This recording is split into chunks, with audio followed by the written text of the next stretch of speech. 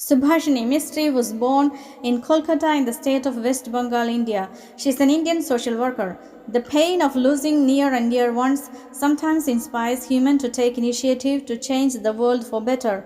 In our crisis world, when we face with violent struggles, we often wonder why superheroes don't exist.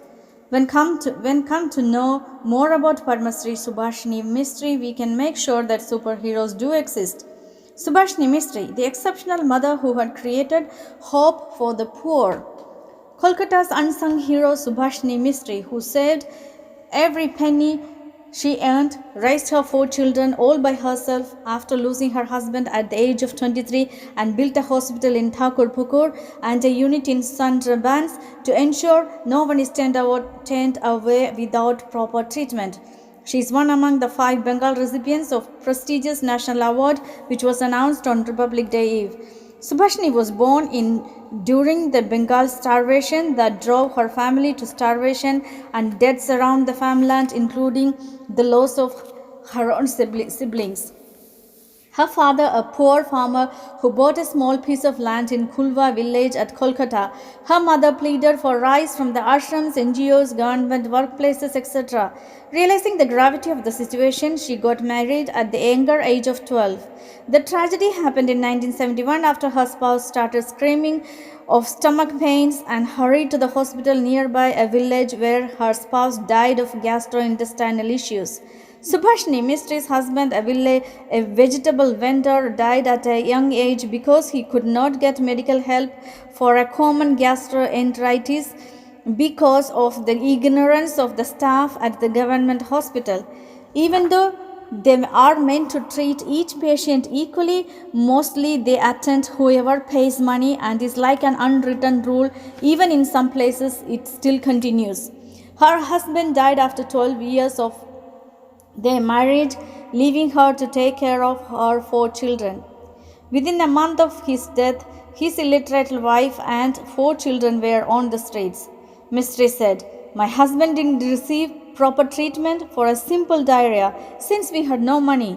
Then I promised no one should die like my husband just because they are poor."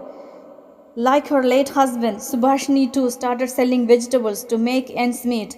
"I vowed one day I would build a hospital for the poor and needy in the very same village where my husband breathed his last in," she says. A young widow without any education, when she said she will build a hospital, people laughed at her impossible dream. But Subhashini was not an ordinary woman. To earn a living, she started working as a domestic helper in 5 houses. Subhashini earned nearly ₹100 a month. Unable to look after her 4 children, she sent her son Ajoy to an orphanage as he was bright in his studies. Soon she and her children moved to Dhapa, where she began selling vegetables in Park Circus.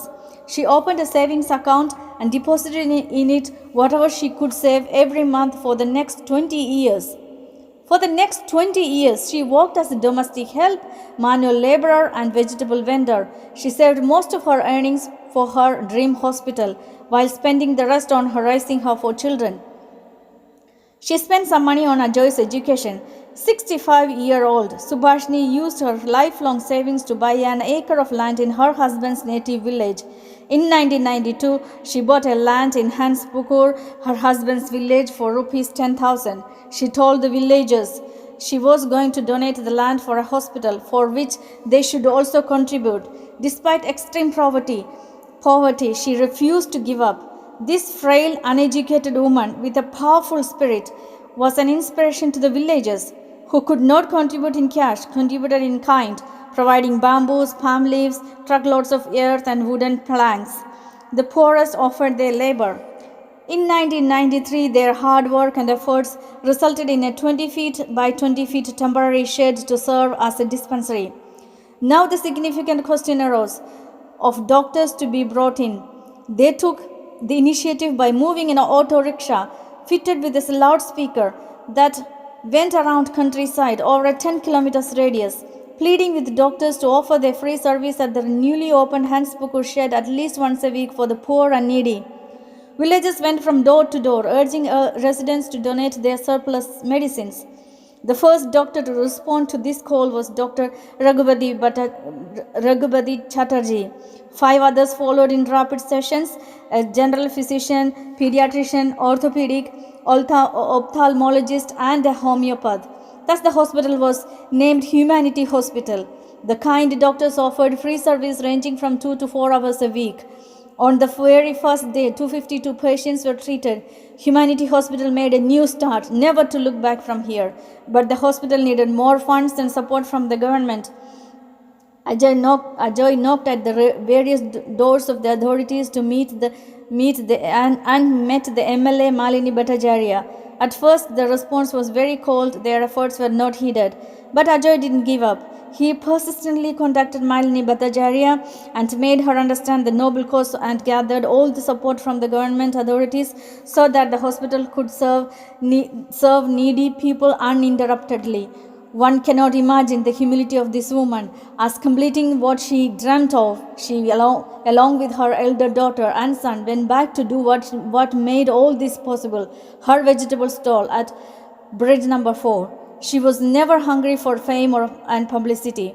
She silently did her best to serve the people with whatever resources she had, and especially her education and systematic planning. Her youngest daughter has become a nurse at the hospital, and her son Ajoy, with his wife, is running the hospital to serve the poor and needy patients. When asked how she achieved so much, she says in an interview, "Inner strength." She adds with true wisdom, "God in his infinite grace gave me a vision at the darkest moment in my life. From then on, my life had a purpose. I used whatever strength God gave me to make sure other poor people did not lose their loved ones for lack of medical attention." She says, "I'm glad the government has recognized my work, but I would be happier if this award influences others to step up and do their bit for the society. As for me, I had already got my award when the full-scale hospital was constructed and the first patient was successfully treated." She further says, "What's the use of material things like bangles and saris? We can't take them with us when we die, but the happy faces of the cured, poor people have given me such a joy and meaning in this life." The amazing story of Subhashini Mistry makes me feel that charity doesn't need funds. It needs noble thought, attitude, and willpower. Funds and resources will follow. It is not how much you have. The essence is in how far and how much we are willing or ready to do something for others. The Humanity Hospital is testament to the iron will and tenacity of Subhashini Mistry, a truly extraordinary woman. A big salute to the legend and great powerful woman who became an inspiration and model to many. They are born with strong willpower, mental strength, and kindness, which are beyond any selfish motives or self-promotion. Thank you.